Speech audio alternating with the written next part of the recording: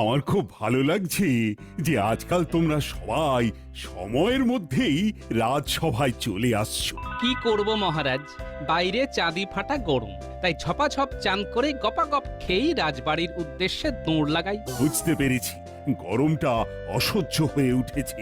এখনো তো বৈশাখ মাসই পড়লো না। আর তো কয়েকটা দিন মাত্র। মহারাজ, এবার একটা নতুন কিছু করুন না। পয়লা বৈশাখ দিনটা খুব শুভ। তিথি নক্ষত্র তো ভালো স্থানে আছে, কিছু একটা নতুন ভাবনা চিন্তা করুন। দেখো, সেদিন সকালে তো রাজবাড়িতে পুজো পাঠ হবে, কিন্তু তারপরে আমাকে তোমরা আর পাবে না। আমি আর তোমাদের রানীমা একটু উত্তরে পাহাড়ে ঘুরতে যাব। শোনো, সবাই মিলে কোথাও একটা ঘুরে এসো, আর সেখানে বনভোজন করে সন্ধ্যের মধ্যে বাড়ি ফিরে এসো। কিন্তু এই গরমে কোথায় যাব মহারাজ? হ্যাঁ, আপনার মতো যদি উত্তরে ঘুরতে যেতে পারতাম তাহলে না হয় একটু আরাম হতো।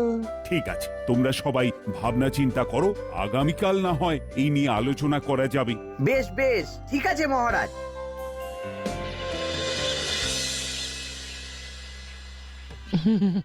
এই দেখো, সামনে পয়লা বৈশাখ।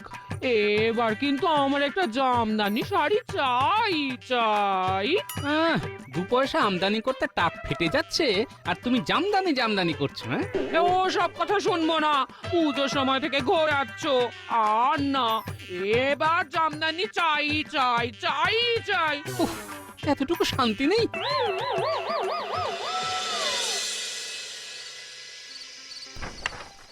এই শোনো না, কি হয়েছে বলো? বলছি কি, অনেকদিন তো কোথাও ঘুরতে যাইনি, আমাকে কোথাও একটা ঘুরতে নিয়ে চলো না। উফ, শুরু হয়ে গেল। উঠতে গেলে শাড়ি আর বসতে গেলে ঘুড়ি। সারাদিন বায়না আর যখন তখন গয়না, আর সয় না। দেখো, তুমি যদি আমাকে ঘুরতে নিয়ে না যাও তাহলে আমি একাই বেরিয়ে পড়বো, আর ফিরবো না, এ বলে দিলাম। আরে একটু সবুর করতে শেখো, আগে ভাতাটা তো পাই, তারপর ভেবে দেখবো।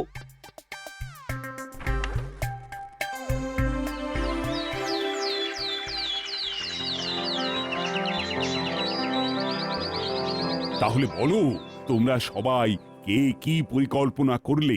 দেখুন মহারাজ, আমার মাথায় একটা দুর্দান্ত বুদ্ধি মাথাচাড়া দিয়ে উঠেছে। কি বুদ্ধি বলো গোপাল? দেখুন মহারাজ, আমরা তো শীতকালে বনভোজন করি, এবার হোক গরমকালে বনভোজন। বাহ বাবা বাবা, গোপালের আমি শুধু নিন্দা বন্ধ করি, কিন্তু গোপালের এবারের প্রস্তাবটা বেশ, আমার মনে ধরেছে। হ্যাঁ মহারাজ, অনেকদিন ভালো মন্দ খাওয়া দাওয়া হয়নি, গিন্নি বায়না বায়না করে কদিন ধরে ভালো মতো কিছু রান্না করছে না মহারাজ। বেশ, তাহলে তোমাদের আজকেই আমি নববর্ষের ভাতা দেওয়ার ব্যবস্থা করছি। সেই অর্থ খরচ করে তোমরা বনভোজন করে কাপড় জামা কিনো। জয় জয় মহারাজ মহারাজ কৃষ্ণচন্দ্রের জয়। ঠিক আছে, ঠিক আছে। গোপাল, তুমি যখন বনভোজনের প্রস্তাব তুলেছ, তখন তুমি না হয় এই ব্যাপারটা নিজের হাতে সামলাও। যথাজ্ঞা মহারাজ, আমি তাহলে আজকেই একটা ব্যবস্থা করছি। একটু ভাবনা চিন্তা করে বিকেলে সবার সাথে ব্যাপারটা নিয়ে আলোচনা করে নেব। আপনারা সকলে রাজবাড়ির বাগানে হাজির থাকবেন, কেমন? হ্যাঁ, আচ্ছা আচ্ছা।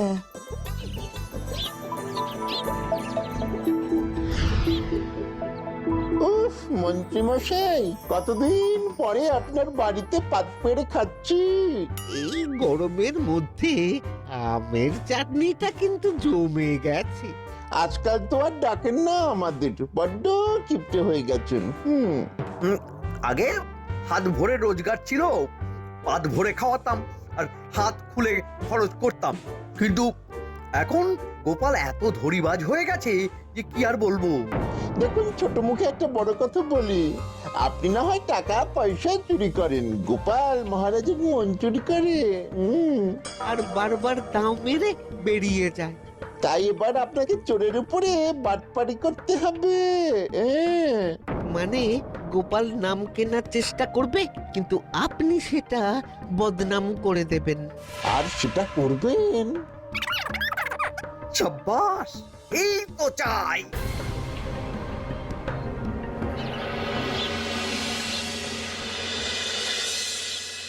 তোমরা আলোচনা শুরু করার আগে তোমাদের মনে একটু আনন্দ দিই। ওই দেখো খাজাঞ্চি আসছে তোমাদের নববর্ষের ভাতা নিয়ে।